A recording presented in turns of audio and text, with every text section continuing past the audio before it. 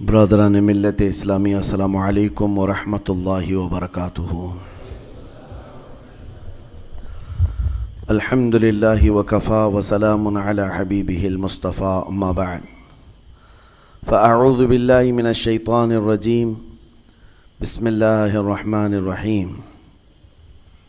فبما رحمۃ من اللہ لنت لهم ولو كنت فظا غلیظ القلب لانفضوا من حولک، صدق اللہ مولانا العظیم۔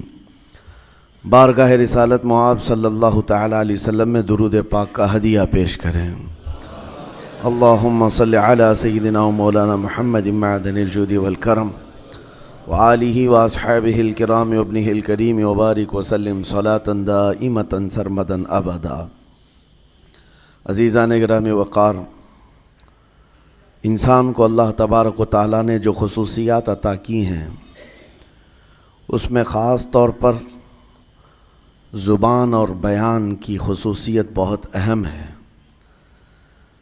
شیخ سعدی رحمۃ اللہ تعالیٰ علیہ فرماتے ہیں، تا مرد سخن نہ گفتہ باشد، عیب و ہنرش نہ ہفتہ باشد۔ جب تک آدمی بات نہیں کرتا، اس کی اچھائی بھی چھپی رہتی ہے، برائی بھی چھپی رہتی ہے۔ انسان اپنے کلام سے، اپنی بات سے سمجھ میں آ جاتا ہے کہ کس کیٹیگری کا ہے، کس لیول کا ہے۔ اس کی گفتگو کے آداب اس کی حقیقت بتاتے ہیں، بلکہ یہاں تک کہ اس کے نسب کا بھی پتہ لگا لیا جاتا ہے اور اس کی تربیت کا بھی اندازہ ہو جاتا ہے۔ حضرت لقمان حکیم سے پوچھا گیا، نیکی کس کا نام ہے؟ تو آپ نے فرمایا، دو چیزیں اور بہت چھوٹی ہیں۔ نیکی دو چیزیں ہیں جو بہت چھوٹی ہیں۔ کہا کیا ہے؟ کہا کہ ملاقات میں لوگ اپنے بھائیوں سے مسکرانا اور نرم گفتگو کرنا۔ ساری نیکیوں کی جڑ ہے یہ، نرم گفتگو کرنا اور لوگوں سے خندہ پیشانی کے ساتھ مسکرا کر ملاقات کرنا۔ لیکن میرے عزیزو، یہ دو چیزیں بناوٹی تو بہت سارے لوگوں کے ساتھ آ سکتی ہیں، اخلاق تصنع جس کو کہتے ہیں، تکلف کے ساتھ بہت سارے لوگوں کے ساتھ آ سکتی ہیں، لیکن حقیقت میں جس انسان کی طبیعت میں یہ دو چیزیں ہونی چاہیے، وہ کب سمجھ میں آتی ہیں؟ اس وقت جو مولا علی کرم اللہ وجہہ الکریم نے فرمایا، کسی انسان کو اس کی حقیقت دیکھنا ہو تو غصے کے عالم میں اسے دیکھو۔ وہ اپنے آپے سے باہر ہوتا ہے یا اپنے مزاج کے خلاف کس طرح بات کو سن کر کے تحمل رکھتا ہے۔ سب سے بڑا پہلوان وہ ہے جس نے اپنے غصے کو کنٹرول کیا اور اپنی زبان پر قابو پا لیا، ورنہ یہ وہ لمحہ ہے جب انسان پھٹ پڑتا ہے، جو دل کے اندر ہے سب کہہ جاتا ہے۔ آپ کو میں بتاؤں، نبی کریم صلی اللہ تعالیٰ علیہ وسلم کے عظیم اخلاق کریمہ، بخاری شریف کی حدیث ہے، حضور مسجد نبوی میں تشریف فرما ہے۔ اس وقت مسجد نبوی، آج ہو سکتا ہے آپ کے ذہن میں جو امیج ہے مسجد نبوی کی، بہت بڑی عالی شان مسجد، لیکن وہ زمانہ نبوی میں اس طرح کی نہیں ہے۔ کچی دیواریں تھی، اوپر چھپر کے چھت پڑے ہوئے تھے اور مٹی کی زمین تھی۔ یہ مسجد نبوی کی شکل اس زمانے میں حضور اکرم صلی اللہ تعالیٰ علیہ وسلم اپنے صحابہ کے ساتھ بیٹھے ہیں۔ ایک دیہات کا رہنے والا شخص آیا۔ ایک بات یاد رکھیں کہ دیہات میں، گاؤں میں رہنے والوں کے اخلاق اور تمیز میں بڑا فرق ہوتا ہے، ان کے ہاں آداب کی کمی ہوتی ہے۔ وہ شخص آیا اور مسجد نبوی میں آ کر حضور صلی اللہ علیہ وسلم سے کچھ بات چیت کیا اور تھوڑی دیر کے بعد مسجد میں ہی کھڑے ہو کر پیشاب کرنا شروع کیا۔ بخاری شریف میں یہ حدیث موجود ہے۔ جب مسجد نبوی میں کھڑے ہو کر پیشاب کرے تو صحابہ اکرام سب دیکھ کر کے دوڑانے لگ گئے، خذوہ خذوہ، پکڑو اس کو، پکڑو اس کو، اور صحابہ دوڑاتے تھے، وہ پیشاب کرتے ہوئے بھاگتا تھا پوری مسجد میں۔ نبی پاک صلی اللہ تعالیٰ علیہ وسلم نے فرمایا، دعوہ، چھوڑ دو اس کو، کر لینے دو، پیشاب کر رہا ہے مسجد میں، چھوڑ دو اس کو۔ جب وہ صحابہ اکرام حضور کا حکم سنتے ہیں، سب پیچھے ہٹ گئے۔ تھوڑی دیر کے بعد نبی کریم صلی اللہ تعالیٰ علیہ وسلم نے صحابہ سے فرمایا، پانی کے ڈول بھر کر کے لائے جائیں۔ صحابہ سے ہی منگوایا، پانی کے ڈول بھر کر کے لائے گا اور مسجد نبوی کے میدان میں فرش پر بہایا گیا اور صاف کیا گیا۔ اب وہ شخص نہایت ہی ڈرا سہما کھڑا تھا، میرے ساتھ کیا ہوگا پتہ نہیں، میں نے پیشاب کیا، اب مجھے یہ لوگ قتل کر ڈالیں۔ نبی کریم صلی اللہ تعالیٰ علیہ وسلم نے قریب بلایا اور فرمایا، نہایت نرم گفتگو کے ساتھ حضور فرماتے ہیں، یہ اللہ کا گھر ہے، یہاں پیشاب نہیں پیشانیاں رکھی جاتی ہیں۔ بس یہ جملہ ہے، بخاری شریف میں موجود ہے، یہاں عبادت کی جاتی ہے۔ اتنا کہہ کر رخصت ہو گئے، رخصت کر دیا۔ وہ دیہات سے آیا ہوا جو نوجوان تھا یا شخص تھا، باہر نکلتے ہی وہ کلمہ طیبہ پڑھ کر حضور کی غلامی میں شامل ہوا۔ میں نے وہ بلند عالی اخلاق نہیں دیکھے۔ نبی کریم صلی اللہ علیہ وسلم کے بارے میں قرآن کہتا ہے، فَبِمَا رَحْمَةٍ مِّنَ اللَّهِ لِنْتَ لَهُمْ، اللہ کی رحمت سے آپ لوگوں کے لیے نرم ہیں، اس لیے لوگ آپ کے ارد گرد لگے ہوئے رہتے ہیں۔ وَلَوْ كُنْتَ فَظًّا غَلِيظَ الْقَلْبِ لَانْفَضُّوا مِنْ حَوْلِكَ، اے رسول اگر آپ سخت دل ہو جائیں تو پھر یہ سب چھٹ جائیں گے، آپ سے دور ہو جائیں گے۔ اس رسول کے لیے جب کہا گیا ہے کہ اگر آپ سخت ہو جائیں تو لوگ چھوڑ کر کے دور ہو جائیں گے، تو ہمارے اور آپ کے لیے کس قدر لہجے کی پابندی ضروری ہے۔ ہاں عزیزان گرام وقار، اپنی گفتگو، اپنے کلام، اپنی بات چیت سے آپ اپنے سلیقے بتاتے ہیں۔ گالی گلوچ کرتے ہوئے جن کی صبح شامیں ہوتی ہیں، ان کو دیکھ کر کے ہی پہچان میں آ جاتا ہے کس گھر سے یہ تعلق رکھتا ہے، کہاں ان کی تربیت ہوئی ہے، کس طرح ان کے آداب سکھائے گئے۔ اسی لیے میرے عزیزو، بچوں کو آوارہ بھی نہ چھوڑ دینا کہ وہ اپنی زبان گلی کوچوں سے سیکھ کر کے جائیں۔ کل کو ہوگا یہ کہ اس کی زبان کی وجہ سے لوگ تمہیں تان و تشنیع کریں گے، اس کا باپ ایسا ہوگا اس لیے بچہ ایسا ہے، اس کی ماں اس طرح ہوگی اس لیے اس کی گفتگو ایسی ہے۔ کیونکہ موسٹلی زیادہ طور پر بچے اپنے ماں باپ کے اخلاق کو نقل کرتے ہیں، ٹرانسفر ہوتی چلی جاتی ہیں۔ ایک بار حضور اکرم صلی اللہ تعالیٰ علیہ وسلم مسجد نبوی سے باہر نکل کر جا رہے ہیں۔ توجہ میرے عزیزو، اخلاق کہاں دکھانے چاہیے اور ہماری بات چیت کے انداز ہمیں کہاں ہونا چاہیے، میں آپ کو بتاؤں۔ حضور تشریف لے کر جا رہے ہیں، صحابہ اکرام کھڑے تھے حضور کے اطراف۔ مدینہ طیبہ کی ایک بوڑھی خاتون جس کا ذہنی توازن کھویا ہوا ہے، یعنی وہ دماغی طور پر ڈسیبل ہے، اور وہ آئی جا رہی تھی۔ لوگ جب بھی اس کو دیکھتے راستہ کاٹ لیتے، وہ جس کو بھی پکڑتی تھی سنانا شروع کرتی تھی، جو منہ میں آئے بکنے لگ جائے، اور لوگوں کو تنگی محسوس ہونے لگتی۔ صحابہ نے دیکھا کہ یہ عورت آ رہی ہے، حضور کی طرف آ رہی ہے، سب نے حضور صلی اللہ علیہ وسلم کو گھیر لیا، اس کا راستہ روکنے کے لیے اب آئے گی۔ اور نبی کریم صلی اللہ علیہ وسلم کے پاس اگر زبان درازی کرنے لگ جائے، پاگل عورت ہے، اور بک بک کرنے لگ جائے، حضور پاک صلی اللہ علیہ وسلم کے ادب میں کہیں کمی نہ آ جائے۔ صحابہ کا یہ ہمیشہ اہتمام رہتا۔ حضور اکرم صلی اللہ علیہ وسلم نے دیکھا تو صحابہ سے کہا، ہٹ جاؤ، اس کو آنے دو، ہٹ جاؤ، اس کا راستہ چھوڑ دو۔ صحابہ نے کہا، یا رسول اللہ صلی اللہ علیہ وسلم، اس کا ذہنی توازن ٹھیک نہیں ہے، دماغی طور پر وہ عورت ٹھیک نہیں ہے، وہ آئے گی اور لمبی باتیں کرتی ہے، لا یعنی باتیں کرتی ہے، کہیں آپ کی شان پاک میں کوئی گستاخی نہ ہو جائے۔ صحابہ روک رہے تھے، حضور پاک صلی اللہ علیہ وسلم نے سختی سے فرمایا، ارشاد فرمایا، ہٹ جاؤ، اس کا راستہ چھوڑ دو، مجھے پتا ہے پورے مدینے میں اس کی کوئی نہیں سنتا، میں بھی نہ سنوں تو کس کو سنائے گی، اگر میں بھی نہ سنوں تو وہ کس کو سنائے گی۔ یہ میرے مصطفیٰ کریم صلی اللہ تعالیٰ علیہ وسلم کے دربار عالی جاہ کی وہ بلند اخلاق کریمانہ کی ایک مثال ہے، جس کو خود میرے آقا نے فرمایا، بعثت لأتمم مکارم الاخلاق۔ عزیزان گرامی وقار، لوگوں کے آج حالات ایسے ہیں کہ اچھے لوگوں کے ساتھ اخلاق الگ دکھائے جاتے ہیں، چھوٹے لوگوں کے ساتھ اخلاق الگ دکھائے جاتے ہیں۔ سٹیٹس کا آدمی ہو تو اس کے ساتھ ملنے کے طریقے الگ ہیں، اور غریب کوئی آ جائے، فقیر کوئی آ جائے تو اس سے ملنے کا انداز الگ ہو جائے. یہ نہ ہو، یہ ہم سب کے لیے نصیحت ہے. اسی ممبئی کی سرزمین پر میں آپ کو بتاؤں، ایک ماہم شریف میں بزرگ حاجی صاحب ہوا کرتے تھے، آج سے تقریباً 10-12 سال پہلے کی. وہ کئی لوگوں سے ایک سوال کرتے تھے پکڑ پکڑ کر کے کہ میرا ایک سوال ہے، آپ جواب دیں گے، میرا ایک سوال ہے. کئی علماء سے انہوں نے پوچھا، مجھ سے بھی انہوں نے، جب میں نیا تھا مصر سے پڑھ کر کے آیا تھا، میرے پاس آ کر کہا کافی سالوں سے میرے ذہن میں ایک سوال ہوتا ہے، میں آپ سے بھی پوچھنا چاہتا ہوں. کہا بتائیے کیا ہے؟ کہا میں حضور سرکار مجاہد ملت رحمۃ اللہ علیہ کا مرید ہوں. علامہ حبیب الرحمن مجاہد ملت، رئیس اعظم اڑیسہ، جن کے خدمات جلیلہ آج ہو سکتا ہے نئی جنریشن کو نہ معلوم ہو، ان کا لقب ہے مجاہد ملت، جنہوں نے سنیت کی بقا کے لیے اپنا تن من دھن سب قربان کیا تھا. وہ مجاہد ملت عظیم بزرگ ولی کامل ہے.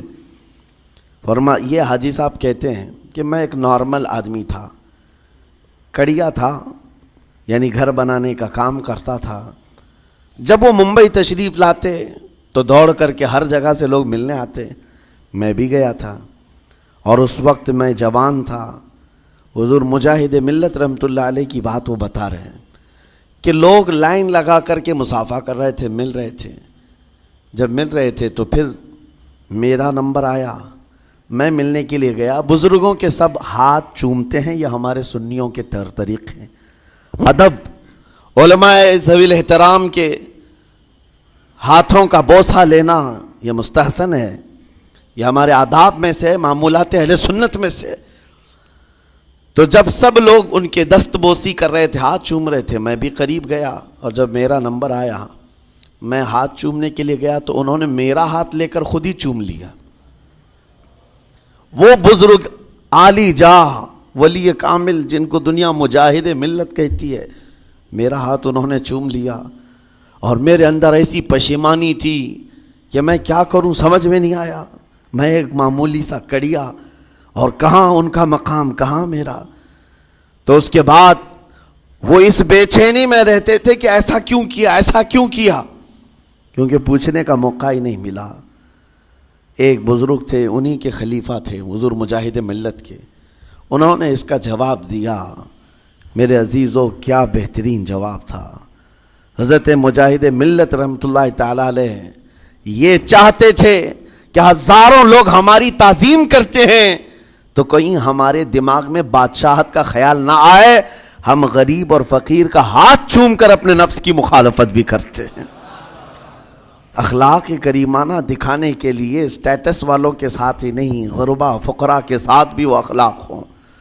نبی کریم صلی اللہ تعالیٰ علیہ وسلم کے وہ آداب آج اگر آپ اپنا لیں، بہت ساری کڑوی چیزیں ویسی ختم ہو جائیں.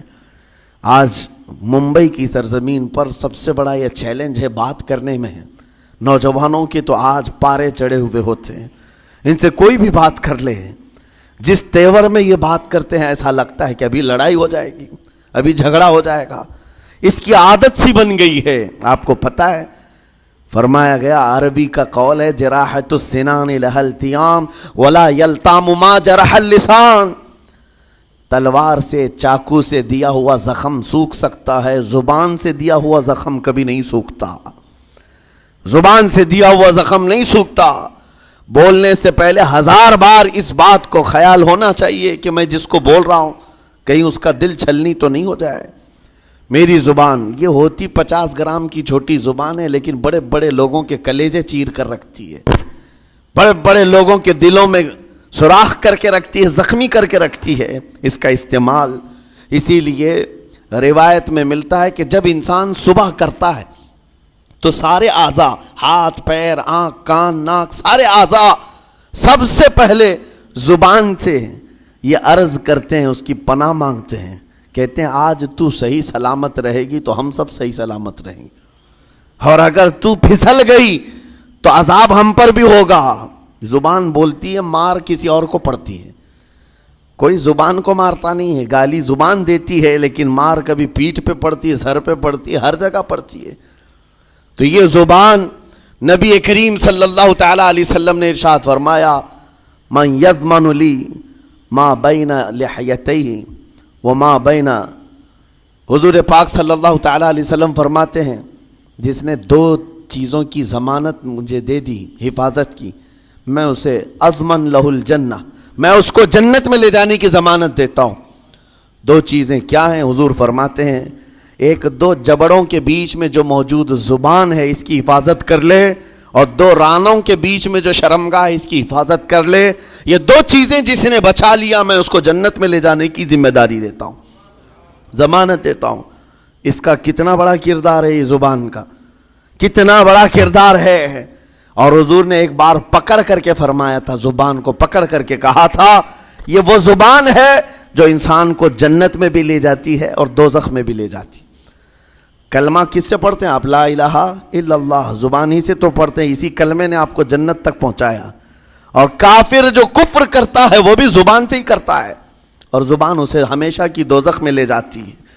اس زبان کو چلانے سے پہلے 1000 بار سوچ لیں کہ آج لہجوں کی سختیاں بڑھتی چلی گئیں، اور آپ کو پتہ ہے قرآن پاک میں رب تعالیٰ نے یہ فرمایا وَلَا تَقُلْ لَهُمَا اُفٍّ وَلَا تَنْهَرْهُمَا، والدین کے بارے میں بچوں کو کیا کہا گیا؟ ان کو اف تک نہ کہو۔ لیکن زبان جب کھلتی ہے نا، ماں باپ کے خلاف نوجوانوں کو ہم نے دیکھا ہے گالی گلوچ کرتے ہوئے اور اتنی بری باتیں کہتے ہوئے، معاذ اللہ۔ عزیزان گرامی وقار، حضور نے تو یہ فرمایا جس نے پلٹ کر کے اپنے ماں اور باپ کو سخت لہجے میں بات کیا یا ان کی نافرمانی کی، حضور فرماتے میرا دل چاہتا ہے کہ اس کے گھر کو آگ لگا دوں، آگ لگا دوں۔ اس لیے اس بات کو ہمیشہ یاد رکھیں، تمہارے لہجے کی سختیاں کسی کو زخمی کر دیں تو آخرت خراب ہو جائے گی، آخرت خراب ہو جائے گی۔ حضرت علقمہ رضی اللہ تعالیٰ عنہ حضور کے صحابی ہیں، حضور صلی اللہ علیہ وسلم کے صحابی ہیں، آخری وقت آ گیا تھا لیکن زبان نہیں کھلتی تھی۔ ان حضور پاک صلی اللہ علیہ وسلم کے پاس سفارش لائی گئی کہ آپ کے وہ ساتھی ہیں انتقال کر رہے ہیں لیکن زبان پر کلمہ بھی نہیں آتا۔ حضور تشریف لائے، دیکھا، پوچھا گھر میں ان کے کون کون ہے؟ کہا بیوی ہے اور ماں ہے۔ ماں کو بلایا اور کہا علقمہ کے بارے میں کیا کہتی ہو، کیسا تھا؟ کہا بہت اچھا، پرہیزگار، عبادت گزار، سارے نیکوکاریاں اس کے اندر ہیں۔ تو پھر حضور نے پوچھا اچھا یہ بہت نیک تھا، تم بھی اس سے راضی ہو کہ نہیں ہو؟ ماں نے کہا میں نہیں راضی ہوں، میں راضی نہیں ہوں۔ کہا کیوں، وجہ کیا ہے؟ کہا یا رسول اللہ میرا اکلوتا بیٹا، میرا تنہا بیٹا تھا، بڑی محبتوں کے ساتھ اس کو پالا تھا، اور جب میں نے اس کی شادی کی اپنی بیوی کو لایا، اور جب بیوی گھر پر آ گئی تو میری بات کو ہلکے میں لیتا، اپنی بیوی کی بات کو فوقیت دیتا، ترجیح دیتا، اور اس وقت غالباً یہ باتیں تھی کہ زبان سے کوئی کلمہ ان کے نکلا ہوگا جو بیوی کی حمایت میں تھی، ماں کو تکلیف پہنچ گئی۔ کہا میرا دل گوارا نہیں کرتا، میں اس سے راضی نہیں ہوں، باقی وہ بہت نیک بندہ ہے، بہت اچھا ہے۔ حضور نے فرمایا دیکھو زندگی کے آخری پڑاؤ پر آ چکا ہے، روح نکلنے کو ہے، معاف کر دو۔ وہ بھی صحابیہ تھی، انہوں نے کہا آقا آپ کا حکم ہے یا مشورہ ہے؟ اگر حکم ہے تو پھر ماننا ہے۔ حضور نے فرمایا نہیں، حکم نہیں، مشورہ ہے۔ کہا مشورہ ہے تو پھر دل نہیں چاہتا، دل نہیں چاہتا۔ حضور نے فرمایا صحابہ سے کہ لکڑیاں جمع کرو، آگ لگاؤ اور انہیں اٹھاؤ، آگ میں ڈال دو۔ آگ دہکائی گئی تو ماں کی ظاہر سی بات ہے ممتا بے چین ہو گئی۔ کہا ان کو میرے سامنے آگ میں ڈالیں گے؟ کہا ہاں، اس سے بہتر ہے کہ وہاں جلے گا، یہاں جلے۔ وہ ماں کہتی آقا آپ گواہ ہو جائیں، میں اپنے بیٹے کو معاف کرتی ہوں۔ ادھر معاف کیا، ان کی زبان پر کلمہ طیبہ جاری ہوا۔ میرے عزیزو یہ بتانا مقصود اس لیے ہے کہ زبان سے دیے ہوئے زخم خواہ والدین کو ہو، یہ معمولی نہیں ہوتے۔ ہو سکتا ہے آخری وقت تمہاری زبان بند ہو جائے اور کلمہ طیبہ بھی نہ جاری ہو، زبان کھلنے بھی نہ لگے، یہ حالات آ جائیں گے۔ اس لیے اپنی زبان کا کنٹرول برقرار رکھو، کس سے کیا کہنا ہے۔ ابھی میں اس کا دوسرا پارٹ بھی بتاتا ہوں زبان کے استعمال کا۔ یہ نرمی لہجے کے اندر ہونا بہت ضروری ہے، لیکن کچھ جگہوں پر سختی کی اجازت ہے، لیکن وہ مقامات الگ ہیں۔ نرم لہجہ حضور پاک صلی اللہ تعالیٰ علیہ وسلم کے فرامین میں سے ہے۔ ایک بات بڑی بغداد مقدسہ میں نے ایک ولی پاک کی زیارت کی، ان کے آستانے پر بھی میں ابھی بیان کیا تھا۔ حضرت بہلول دانا مجذوب بزرگ تھے، اور بغداد کی گلیوں میں کہیں پر بھی بیٹھ جاتے تھے، اور جو جانکار تھے وہ سمجھتے تھے یہ اللہ والا بندہ ہے۔ مجذوب کس کو کہتے ہیں؟ جس کی یاد الہی میں عقل فنا ہو گئی، ختم ہو گئی، اللہ کے ذکر میں اور اللہ کی یاد میں اپنے آپ کو فنا کر دیا ہے، اس کے اوپر شریعت کا قلم نہیں۔ ظاہر سی بات ہے شریعت کے سارے احکام اس پر ہیں جس کی عقل سلامت ہے۔ عاقل ہو، بالغ ہو تو نماز فرض ہے نا، عقل ہی نہیں ہے تو وہ مجذوب ان اولیاء کو کہتے ہیں۔ لیکن ان کے بارے میں حدیث میں ہے، اللہ کے نبی نے فرمایا وہ ایسے بندے ہیں کہ اگر اللہ کو قسم دے دیں کسی بات کی، اللہ ان کی قسم پوری کرتا ہے۔ وہ بہلول دانا بیٹھے ہوئے تھے، بغداد کا ایک مشہور تاجر تھا، لیکن خستہ حال تھا، بہت نقصان اٹھا چکا تھا، خسارے میں چل رہا تھا، بزنس پورا لاس میں، اور وہ پریشان حال بہلول دانا کے پاس آیا، گڑ گڑایا، کہا کہ حضور مجھے بچا لیں، رحم کر لیں، میں تاجر ہوں، لٹ گیا ہوں، لاس میں ہوں، کچھ آپ فرما دیں، میں کیسے اس بھنور سے نکلوں؟ بہلول دانا نے دیکھا، کہا ٹھیک ہے کچھ پیسے بچے ہیں؟ کہا ہاں ہے، وہ بس اتنا سرمایہ ہے کہ مال لیتا ہوں پھر بیچ دیتا ہوں، نفع نہیں ہوتا۔ بہلول دانا نے کہا ایک کام کر، کالا کپڑا جتنا ملتا ہے سب خرید لے، پورے شہر سے کالا کپڑا جہاں جہاں مل جائے سب لے کر اسٹاک کر لے۔ کہا جی حضور آپ نے جیسا فرمایا۔ گیا، جتنا سرمایہ تھا سب لگا دیا، کالا کپڑا خرید کر ایک جگہ اسٹاک کر دیا۔ اللہ والے کا حکم تھا، لیکن ہوا یہ کہ بغداد کا معمول تھا، 8 دن گزرے نہیں تھے کہ وہاں وقت کے حاکم کا انتقال ہوا، اور جب حاکم کا انتقال ہوتا تو شہر کے جتنے بڑے لوگ ہوتے، رئیس لوگ، وہ اس کے سوگ میں، اس کے غم میں کالا کپڑا پہنتے تھے، اور کالا کپڑا سوائے اس تاجر کے کسی کے پاس نہیں تھا، اور سارے بڑے لوگ پیسوں سے اس کے پاس کالا کپڑا خریدنے آئے، یہ منہ بولے قیمت پر، جیسے تیسے جتنی قیمت پر بولے سب خرید کر لے جاتے، اور پل بھر میں ایک دن کے اندر وہ بہت بڑا کروڑ پتی بن گئے، بہت مال آ گیا۔ یہ بات یاد رکھیں، اللہ مال دیتا ہے، اس کے بعد پھر آزمائش بھی ہوتی ہے۔ مال اتنا آ گیا، اب لے کر کے مستیاں تھیں، چند دن گزرے، ظاہر سی بات ہے مال کو بڑھانے کی تمنا ہر ایک کی ہوتی ہے، کوئی یہاں پر اینڈ کرنے والا نہیں ہے دنیا میں، چاہے اس کا بزنس اربوں پر بھی پہنچ جائے، اسے آگے پہنچنا ہے۔ چند دن گزرے تھے، 8-10 دن، پھر آیا حضرت بہلول دانا کو ڈھونڈتے ہوئے، ایک جگہ میدان میں یہ مجذوب بزرگ بیٹھے مل گئے، آیا اور کہا او دیوانے بتا اب کیا خریدوں، پیسہ بہت ہے ابھی میرے پاس، بتا دیوانے اب کیا خریدوں؟ انہوں نے دیکھا، کہا کہ لہجہ تو بدلا ہوا ہے، پیسہ بہت زیادہ تھا، کہا کہ ٹھیک ہے کوئی بات نہیں، اللہ والوں کو ان سب چیزوں سے کوئی لینا دینا نہیں۔ آپ نے کہا مال جتنا ہے تیرے پاس سب لے کر کے خربوز خرید لے، تربوز خرید لے، جس کو کلنگڑ کہتے ہیں، تربوز پورے خرید لے۔ اس نے کروڑوں کی جائیداد پورے تربوزوں میں لگا تھی، سب تربوز خرید کر سٹاک کر دیا ایک جگہ، اور اس کے گمان میں یہی تھا کہ چند دن گزریں گے، کوئی ایسا ہی حادثہ ہوگا جب تربوز منہ مانگی قیمت پہ لوگ خریدیں گے اور میں بیچوں گا۔ پورا مال تربوز میں لگایا، 2 دن 4 دن 6 دن 8 دن گزرے، کوئی حادثہ نہیں، ادھر تو تربوز سڑنے لگ گئے، وہ تو زیادہ دن سٹاک نہیں کیے جا سکتے، سڑن شروع ہو گئی، پھر تھوڑے دنوں کے بعد پورے کے پورے سڑ گئے، کروڑوں کا مال تربوز میں سڑ کے چلا گیا، وہ بیچ بھی نہیں سکا، کچھ نہیں کر سکا، واپس چیختا چلاتا اسی حالت میں آیا، پہلے سے بھی زیادہ بدتر حالت میں آ گیا ہوں، دوڑتے ہوئے آیا، حضرت بہلول دانا کو ڈھونڈتے ہوئے، کہاں ہیں؟ وہ اسی جگہ بیٹھے ہوئے مٹی میں بیٹھے رہتے تھے، قریب آیا اور کہنے لگا کہ آپ نے میرے ساتھ ایسا کیوں کیا بہلول؟ بہلول دانا نے کہا کیا ہوا؟ کہا میں تو لٹ گیا، تربوز میں پیسے لگائے آپ کی وجہ سے اور پورے سڑ گئے۔ بہلول دانا نے کہا میں نے تو کچھ نہیں کیا، پہلے تو تجھے نفع ملا تھا وہ تیرے لہجے کی وجہ سے، اب خسارہ ہوا ہے تیرے لہجے کی وجہ سے۔ پہلے جو آیا تھا بات کرنے کے لیے اس وقت تیری تمیز الگ تھی، تیری تہذیب الگ تھی، اخلاق الگ تھی، گڑ گڑا کر کہا تھا کہ میں لٹ گیا ہوں آپ رحم کر دیں۔ دوسری بار آ کر کے کیا کہا؟ او دیوانے بتا کیا خریدوں؟ لہجہ بدل گیا تو پوری حیثیت بدل گئی۔ زبان ہماری اونچائی پر بھی لے جاتی ہے اور نیچے بھی لے آتی ہے۔ اس بات کو ہمیشہ ملحوظ رکھیں کہ اس زبان سے بہت سارے لوگ نفع بھی اٹھاتے ہیں، بہت سارے لوگوں کو نقصان بھی ہوتا ہے۔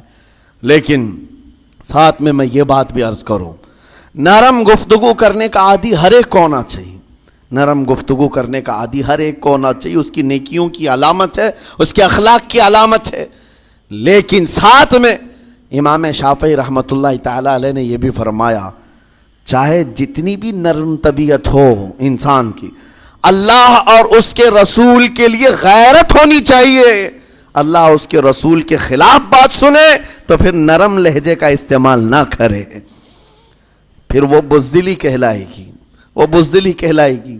آج میں ایک بات یہ بھی بتا دوں، بہت سارے لوگ یہ سمجھتے بھی ہیں۔ ابھی چند دن قبل میں ماررہ مطہرہ میں بیان کیا اخلاق کے، اولیاء اکرام کے مذہب و مسلک پر، اور پچھلے 15 سالوں سے میں نے بہت سارے خطابات کیے ہیں اخلاق پر، معاشرے کی برائیوں پر، لیکن ابھی چونکہ چند دنوں میں جلسے پروگرام بہت سارے ہو گئے اور عظمت ناموں سے رسالت پر زیادہ گفتگو ہونے لگی، تو لوگوں میں ایک امیج الگ بیٹھی ہوئی ہے۔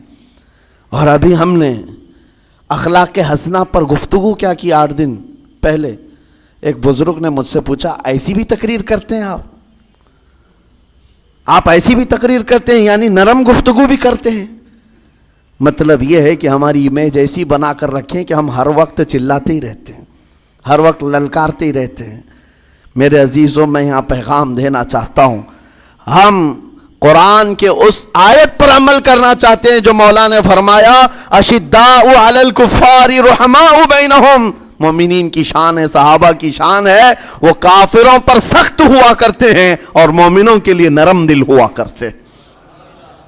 زبان کی نرمی ایمان والوں کے لیے ہے، زبان کی نرمی محبت مصطفیٰ کے لیے ہے، عاشقان مصطفیٰ کے لیے ہے، ساتھ میں زبان کی سختی کفار و مشرکین کے لیے ہے، گستاخان رسول کے لیے ہے۔ اور اگر یہ چیز نہیں آئی تو پھر آپ سمجھ لیں نیک اس وقت نہیں کہلائے گا آدمی۔ بعض لوگوں کو ایسا لگتا ہے نرم بات کرنا چاہیے، نرم گفتگو، بالکل صحیح ہے، یہ اخلاق ہے، لیکن اگر ایسے مقامات پر جہاں تمہارے نبی کو کوئی گالی دے رہا ہو، رب کی شان میں کوئی بھونک رہا ہو، اس وقت تم کہو کہ اخلاق ہے، نرم بات کرنا چاہیے، یہ بے غیرتی ہے، یہ بے غیرتی ہے۔ تمہاری بیوی کو اگر تمہارے سامنے کوئی چھو دے اور اس کے بعد تم ہنس کر کے اس سے کہو ٹھیک ہے جائیے صاحب، آپ کو کہا جائے گا بے غیرت آدمی، بے غیرت آدمی ہے۔ انسان کو اپنی بیوی، اپنی بیٹی، اپنی ماں پر بھی غیرت ہوتی ہے، وہ سنتا نہیں ہے، یہ پیدائشی ہے، فطرت ہے انسان کی۔ اور مومن کی شان یہ ہے سب سے بڑی غیرت اس کے لیے اللہ اور اس کے رسول کے لیے ہوا کرتی ہے۔ اللہ اور اس کے رسول کے لیے ماں اور باپ کو گالیاں ایک وقت میں برداشت کر بھی لے جائے، لیکن اللہ اور اس کے رسول کی شان میں وہ ہرگز برداشت نہ کرے، یہ ایمان کی علامتوں میں سے ہے۔ بہرحال میں نے زبان کے دونوں استعمال آپ کو بتائے، سخت لہجے بھی ہیں، نرم لہجے بھی ہیں، لیکن جب آپ کا پالا کسی گستاخ سے نہ پڑے تو ہمیشہ نرم گفتگو کرنے کے عادی بنے۔ مومنین میں نرم لہجے کا اختیار ہمیشہ رہے، اس سے اخلاق آپ کے بتائے دکھائے جاتے ہیں، اس سے آپ کے اخلاق معلوم ہوتے ہیں، ساتھ ہی معاشرے میں نرمی اور محبت کا ماحول بھی قائم ہوتا ہے۔ ڈانٹنے کے طریقے بھی میں آپ کو بتاؤں، میرے والد اگرامی فرمایا کرتے تھے، حضور حافظ ملت رحمت اللہ علیہ جو الجامعۃ الاشرفیہ مبارک پور کے بانی ہیں اور بڑے محدث، جنہوں نے ایک نہیں ہزاروں عالم پیدا کیے، اس ہندوستان کی بات کر رہا ہوں، حافظ ملت رحمۃ اللہ علیہ پوری بخاری شریف پڑھاتے تھے، تقریباً 40 سال تک انہوں نے پڑھایا بخاری شریف. میرے والد ان کے شاگرد ہیں. فرماتے ہیں جب وہ بہت زیادہ ناراض ہو جاتے کسی سے، ڈانٹنا ہوتا، ہر استاد بچے کو ڈانٹتا ہے، کبھی کچھ بچہ نافرمانی کر جائے یا مزاج کے خلاف بات کرے تو استاد ڈانٹتا ہے. تو حافظ ملت رحمۃ اللہ علیہ اگر کسی شاگرد کو ڈانٹتے بھی غصے میں تو کہتے ہیں اے جنتی کیا کر رہا ہے. کہتے ہیں اگر یہ جملہ قبول بھی ہو جائے تو بچہ جنتی ہو جائے. لہجے کی یہ استعمالات اولیاء سے سیکھو میرے عزیزو. غصے پر کنٹرول اس وقت تمہارے اخلاق معلوم ہوتے ہیں جب تمہارا غصہ عروج پر ہوتا ہے، اس وقت تمہاری حقیقت لوگوں کے سامنے آتی ہے. وہ اپنے شاگردوں کو ڈانٹتے بھی تو جنتی کہہ کر ڈانٹتے ہیں، یعنی کوئی گالی نہیں ہے، کوئی برے کلمے نہیں ہیں، بلکہ ایسا جملہ ہے کہ اگر قبول بھی ہو گیا استاد کی زبان سے، اس کی تو زندگی وصول ہوگی، اس کا بیڑا پار ہو گیا. ہمارے درمیان ماں باپ کو بھی یہ چاہیے کہ بچوں کو کس طرح کے اخلاق آپ دے رہے ہیں. گفتگو کرنے کے متعلق قرآن میں اللہ تعالیٰ نے آداب بتائے ہیں. جب آپ گھروں کے اندر موجود ہوں تو بچوں کے سامنے کس طرح کی گفتگو کیا کریں گے، کیسی بات کریں گے. شوہر اور بیوی جس طرح کی باتیں کر رہے ہیں بچے کے دماغ میں وہ پورا کا پورا چھپتا ہے، ٹرانسفر ہوتا ہے. اسی لیے کہا گیا ایڈلٹ گفتگو کبھی بھی بچوں کے درمیان نہیں کی جائے گی. جو میچورٹی میں نہیں ہے ان بچوں کے سامنے ماں اور باپ بیٹھ کر کے کلام بھی نہ کریں، بات نہ کریں. معاشرہ تو آج ایسا ہے، سب پوری فیملی لے کر کے بیٹھے ہوئے ہیں، اور حد تو یہ ہے کہ گندی فلمیں سامنے لگی ہوئی رہتی ہیں. وہ کیسے بچا پاؤ گے؟ 4 سال 5 سال کے بچے کے اندر بھی وہ گفتگو، وہ مکالمات، ایک دوسرے سے بات کرنے کی تمیزیں، وہ سب وہاں سے سیکھتا آ رہا ہے. گھروں کے اندر ماحول کو تبدیل کرنے کے لیے آپ کی اپنی زبان پر کنٹرول اور اپنے بچوں کی تربیت اور ان کی زبان پر کنٹرول بہت ضروری ہے. پھر دیکھنا آپ یہ معاشرہ پیدا کر کے کل کو آپ کا بچہ نکلے گا، اس کی تمیز، اس کے اخلاق پر ہر کوئی اش اش کرے گا. چند دنوں کی محنت ہے آپ کی، لیکن بچے جب سلیقے کے ساتھ گفتگو کریں تو لوگوں کا دل جیت لیا کرتے ہیں. بات کرنے کے آداب ایسے ہیں کہ لوگ دل جیت لیا کرتے ہیں. یہ میرے استاد گرامی مصر کے رہنے والے تھے. جب خطابت ہمیں سکھا رہے تھے گفتگو کرنے کے آداب، تقریر کرنے کے آداب، تو ایک امام غزالی کا قول تھا کلم الناس علی قدر عقولہم، لوگوں سے ان کی عقل کے مطابق بات کرو. اس پر وہ سمجھاتے ہوئے ہمیں ٹریننگ دیتے تھے اور کہتے تھے کہ تمہارے پاس آنے والے کئی طرح کے لوگ ہوں گے. اگر تم امام ہو، اگر داعی ہو، خطیب ہو، مقرر ہو، کوئی غریب گھر سے، کوئی بڑے امیر گھر سے، کوئی پڑھا لکھا آئے گا، کوئی جاہل ہوگا، کوئی بدتمیز بھی ہوگا، کوئی نیکوکار، کوئی گنہگار، سب طرح کے مکس مجموعہ تمہارے پاس ہوگا.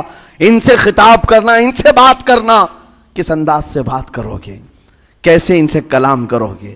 میرے عزیزو یہ ہمارا اپنا ہنر نہیں ہے. ہم جو آپ کے سامنے گفتگو کر رہے ہیں یہ ہمارا فن نہیں ہے، یہ اپنا پیدا کیا وہ ہنر نہیں ہے. ہمیں سکھایا گیا تھا صرف اور صرف آپ کو اس مجمع سے اور یہ آئے ہوئے جمع غفیر سے بات کرنے کے لیے ایک ہی اسلوب اپنانا ہے. دیکھنا ہے کہ رسول اللہ کیسے بات کیا کرتے تھے. میرے آقا صلی اللہ تعالیٰ علیہ وسلم کا اسلوب اپناؤ. حضور کے خطبے دیکھو، حضور جب خطاب کرتے، ظاہر سی بات ہے مسجد نبوی میں اس وقت بھی لوگ، ہر طرح کے لوگ آتے، دیہات کے بھی تھے، شہر کے بھی تھے، اعلیٰ دماغ والے لوگ اور کئی الگ الگ قسم کے لوگ آتے. حضور کا خطاب سب کے لیے تھا. عزیزان گرامی، ان سنتوں پر عمل کر کے آج آپ اپنے لہجے کو بہتر بنا سکتے ہیں. بس میری گفتگو کا خلاصہ یہی ہے کہ اللہ تعالیٰ ہمیں زبان کا صحیح استعمال عطا فرمائے، ورنہ یہ زبان کی سختیاں اور اس کی کڑواہٹ ہمیں دوزخ میں بھی لے جاتی ہے، دوزخ تک لے جا سکتی ہے. اللہ تعالیٰ اس کی مکاریاں، اس کی عیاریاں اور اس کی شرانگیزیوں سے ہم سب کی حفاظت فرمائے. ساتھ میں یہ بھی میں بتا دوں، وہ زبان پاک نہیں بولتی، وہ زبان پاک نہیں بولتی جو حلال نہیں کھاتی. یہ بھی بزرگوں نے فرمایا ہے, یہ زبان پاک نہیں بولتی جو حلال نہیں کھاتی. اسی سے ہر کچھ گزرتا ہے, اندر پیٹ میں جاتا ہے. حلال لقمے اس سے گزارو تو زبان پاک بولے, اللہ کا ذکر کرے اور تمہیں زبان میں وہ لذت آنے لگ جائے. لیکن اس سے حرام لقمے گزارتے رہو گے, اس کے لہجے کی سختیاں بھی آ جائیں گی, اس کے اندر کڑواہٹ بھی آ جائے گی, گالی گلوچ, یہ سارے استعمالات یہ زبان کرنے لگ جائے گی. کیوں؟ اس سے حرام لقمے جو گزارے جا رہے ہیں. اس چیز کا بھی خیال ضروری ہے. زبان کو جس طرح کا پیٹرول دو گے ویسی چلے گی یہ گاڑی. جس طرح کا ڈیزل اس کے اندر ڈالتے ہو, حرام یا حلال, یہ بہت معنی رکھتا ہے. اور ایک بات یہ بھی سن کر کے چلے ہیں کہ حضرت سلیمان علیہ السلام کے زمانے میں ایک مناظرہ ہوا تھا علماء کا. بعض لوگوں نے کہا کہ انسان کی ایک جماعت تھی, انسان کی زبان افضل ہے, منہ افضل ہے, اس لیے کہ وہ اللہ کا ذکر کرتی ہے. بعض نے کہا کہ نہیں, انسان کے پیچھے کا مقام اچھا ہے, اس سے بہتر ہے. یہ دونوں کی تکرار میں حضرت سلیمان علیہ السلام کے پاس بات آئی, آپ بتائیں. تو ان سے پوچھا تم اتنی بڑی بات کیوں کہہ رہے ہو, اس کے پیچھے کا مقام اچھا ہے. کہا کہ اس لیے کہ وہ صرف نجاست نکالتا ہے, وہ صرف نجاست نکالتا ہے, وہ مقام غلاظت باہر کرتا ہے, غلاظت اندر لیتا نہیں. زبان غلاظت اندر بھی لیتی ہے, حرام کھاتی بھی, لوگوں کو زخمی بھی کرتی ہے. ان علماء کی دلیل تھی. تب آپ نے فرمایا بات ٹھیک ہے, جس انسان کا زبان پر کنٹرول نہیں, حرام کھاتا ہو اور بد کلامی کرتا ہو, گالی گلوچ ساری چیزیں کرتا ہو, آپ نے فرمایا اس سے بہتر اس کا پیچھے کا مقام ہے. اور جو انسان کنٹرول رکھتا ہے, حلال کھاتا ہے اور لہجے کی نرمی رکھتا ہے, ظاہر سی بات ہے اس کا منہ ہی افضل ہے, اس کی زبان افضل ہے. اب یہ تو فیصلہ سب کا ہے, کس کو کیا چیز اختیار کرنی ہے. عزیزان گرامی اوقات, یہ بہت بڑی بات ہے جو میں آپ کے سامنے کہہ رہا ہوں. زبان کو اگر کسی دوسری جگہ سے کمپیئر کیا جائے تو لگتا ہوگا نرم, یہ بالکل اچنبے والی بات ہے, عجوبے والی بات ہے, یہ کون سا کمپیریزن ہے. وجہ یہی ہے, بعض لوگوں کو ہم نے اتنا گندا بولتے ہوئے دیکھا ہے, اس سے بہتر ہے کہ وہ نہ بولیں. لوگوں کو زخمی کرتے ہیں, کسی کے مقدسات پر حملے کرتے ہیں. اللہ تعالیٰ ان کے زبان کی شرارتوں سے ہماری حفاظت فرمائے. اور کریم خدا ارحم الراحمین مولا اس چیز سے بھی ہمیں حفاظت فرمائے. قیامت کے دن کچھ لوگ صرف اس لیے پکڑے جائیں گے کہ وہ کچھ نہیں بولتے تھے, لیکن وہ جن کے ساتھ رہتے تھے وہ بولتے تھے, وہ لوگ بولتے تھے, اور ان کی وجہ سے یہ خاموش رہنے والا جو ساتھ میں تھا اسے بھی جہنم میں لے جایا جائے گا. اور وہ اس دن کہے گا پکار کر, یا ویلتا لیتنی لم اتخذ فلانا خلیلا, اے کاش میں فلاں کی دوستی نہیں کیا ہوتا تو اچھا ہوتا, آج میں بچ گیا ہوتا. اپنے ماحول کو بچاؤ, جہاں زبان کی خرابی دیکھو اپنے آپ کو بھی بچاؤ اور اس ماحول سے بھی اپنے کو دور رکھو. اللہ کی بارگاہ میں دعا ہے مولا تعالیٰ اس زبان کو خالص اپنے ذکر میں لگائے اور اپنے حبیب پاک کے ذکر میں لگائے. مولا تعالیٰ ہم کو زبان کی بد کلامیوں سے محفوظ و مامون فرمائے. وآخر دعوانا ان الحمدللہ رب العالمین. السلام علیکم. کھڑے ہو جائیں, صفوں کو اچھی طرح درست کریں, پھر سنتیں پڑھیں. اوپر والے حضرات بھی کھڑے ہو جائیں, صفوں کو اچھی طرح درست کریں برائے کرم. اور جن حضرات کو جگہ نہ ملے برائے کرم دوسری جماعت کا انتظار کریں. جن حضرات کو جگہ نہ ملے برائے کرم دوسری جماعت کا انتظار کریں. کھڑے ہو جائیں بھائی سب لوگ.